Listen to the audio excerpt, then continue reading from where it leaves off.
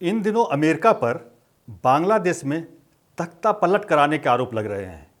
क्या आप यकीन करेंगे कि अमेरिका ने केले बेचने के लिए एक देश में तख्ता पलट करा दिया।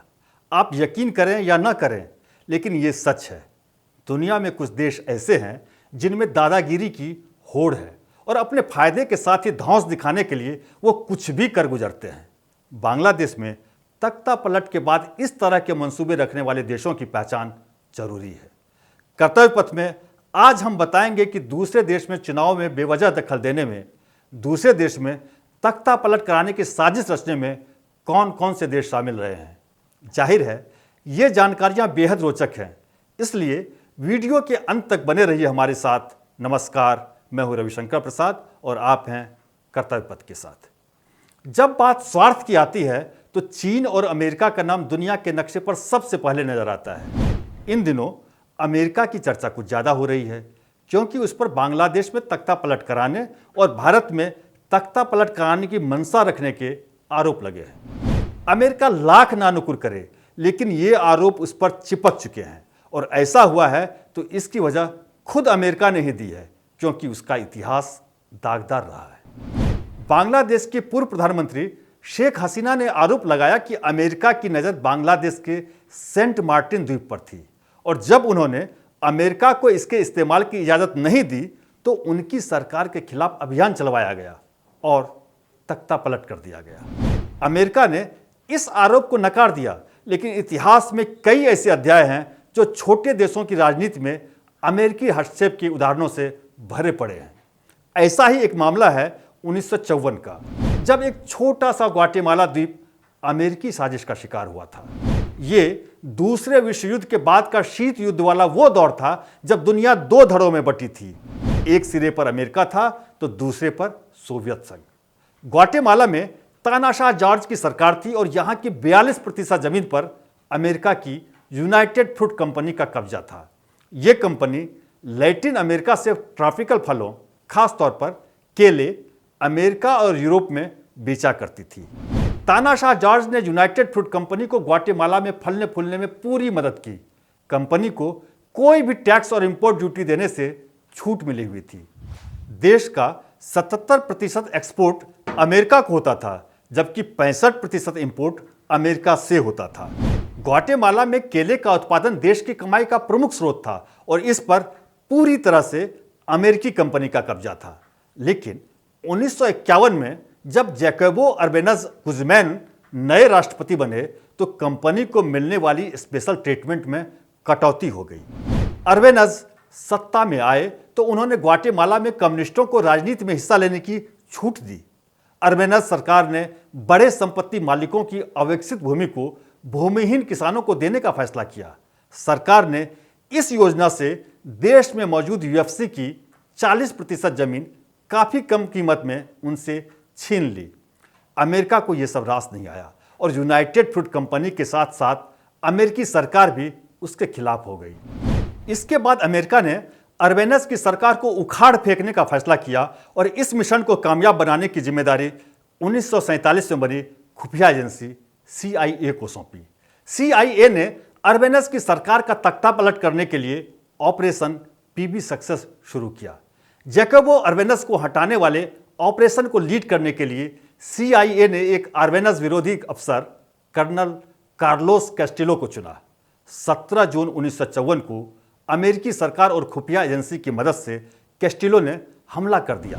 हमलावर सेना की संख्या केवल 150 थी, लेकिन CIA ने अपने प्रोपेगेंडा से जनता को यकीन दिलाया कि एक बड़ी लड़ाई चल रही है। इस ऑपरेशन के लिए हथियार, राजनीतिक एक्शन और बाकी चीजों में $30 लाख का खर्चा हुआ। 27 जून 1954 को जनता द्वारा चुने गए राष्ट्रपति जैकोबो अर्बेनज को अपने पद से इस्तीफा देकर देश छोड़कर जाना पड़ा। CIA ने उनकी जगह एक सैन्य तानाशाह कर्नल कार्लोस कैस्टिलो अरमास को नियुक्त कर दिया। पूरे देश को केवल इसलिए अस्थिर किया गया ताकि अमेरिकी हितों को कोई नुकसान न हो। लोकतंत्र की दुहाई देने वाले अमेरिका ने तानाशाह सरकार की जगह चुनकर आई लोकतांत्रिक सरकार को हटाकर फिर से तानाशाह सरकार को स्थापित किया। दूसरे देश के मामले में दखल देने का न तो ये पहला मामला है और न आखिरी। डोव एच लेविन की 2020 में एक किताब आई, meddling in the ballot box, the causes and effects of partisan electoral intervention. ये किताब 1946 से लेकर 2000 तक यानी 54 साल तक पूरी दुनिया में हुए चुनाव में विदेशी दखल पर हुए एक अध्ययन पर आधारित है। इसमें कहा गया है कि 54 साल के दौरान अमेरिका ने कई देशों में चुनाव के दौरान सबसे ज्यादा दखल दिया है। इस किताब के मुताबिक अमेरिका ने 1955 और 1962 में ब्राजील में हुए चुनाव में दखल दिया। इसी तरह अमेरिका ने 1952 और 1980 में ईरान में, 1996 में इजराइल में और 1996 में ही रूस में हुए चुनाव में हस्तक्षेप किया। लेविन ने अपनी किताब meddling in the battle box, the causes and effects of partisan electoral intervention में लिखा है कि इन 54 वर्षों के दौरान 938 चुनावों का परीक्षण किया गया। इनमें 81 चुनाव में अमेरिका जबकि 36 चुनाव में रूस ने दखल दिया। दोनों के आंकड़े अगर मिला दिए जाएं तो अमेरिका और रूस ने 938 में 117 चुनाव में हस्तक्षेप किया, यानी हर 9 चुनाव में से एक चुनाव में ये दोनों देश दखल देते रहे हैं। यह स्टडी 148 देशों में करीब 1 लाख लोगों पर की गई थी। दूसरे देशों के चुनाव में दखल देने के मामले में चीन भी पीछे नहीं। आपको याद होगा कि कनाडा ने भारत पर उनके 2019 और 2022 के चुनाव में दखल देने का आरोप लगाया था। इसकी जांच हुई तो पता चला कि यह काम भारत ने नहीं बल्कि चीन ने किया था। जांच से पता चला कि चीन ने 2019 में कनाडा में हुए चुनाव में एक चार्टर्ड बस के लिए पैसों की व्यवस्था की। इस बस में चीनी प्राइवेट हाई स्कूल के छात्रों को लिबरल पार्टी के एक उम्मीदवार हान डोंग की मदद के लिए लाया गया ताकि वो अपनी पार्टी से उम्मीदवारी हासिल कर सके। इन छात्रों को हान डोंग का समर्थन नहीं करने पर उनका स्टूडेंट वीजा मुश्किल में पड़ने की धमकी दी गई। यही नहीं, उन्हें यह भी कहा गया कि ऐसा नहीं करने पर चीन में रहने वाले उनके परिजनों को इसका खामियाजा भुगतना पड़ सकता है।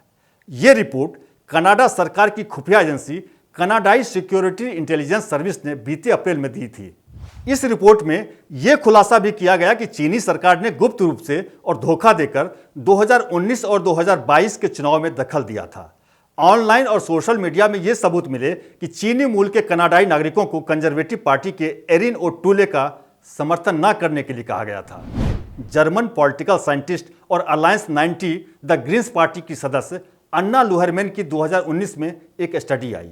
यह study varieties of democracy institute Sweden में प्रकाशित हुई।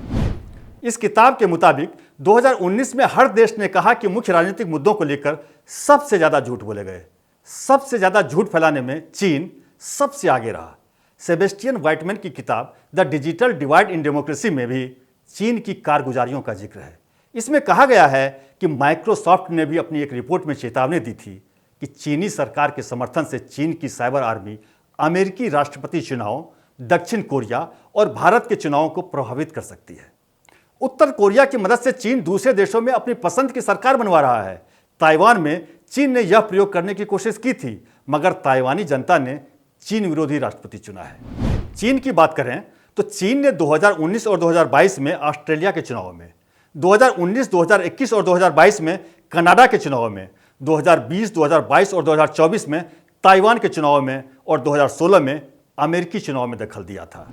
अमेरिका और चीन की ऐसी ही हरकतों की वजह से 2024 में भारत के चुनाव नतीजों के बाद योगी आदित्यनाथ, शिवराज सिंह चौहान और साक्षी महाराज जैसे बीजेपी के नेताओं ने विदेशी दखलंदाजी का शक जताया था। इन नेताओं ने दावा किया था कि भारत की तरक्की से जलने वाली अंदरूनी और बाहरी ताकतों ने हाथ मिलाकर कई प्लेटफार्मों के जरिए भारत के चुनाव को प्रभावित करने की साजिश रची। इन नेताओं के मुताबिक विदेशी ताकतों का हाथ नहीं होता तो मोदी के 400 पार का रथ भी नहीं रुकता। आप क्या सोचते हैं, क्या 2024 में मोदी के 400 पार के रथ को विदेशी ताकतों ने रोका था? अपनी राय हमें कमेंट बॉक्स में जरूर दें।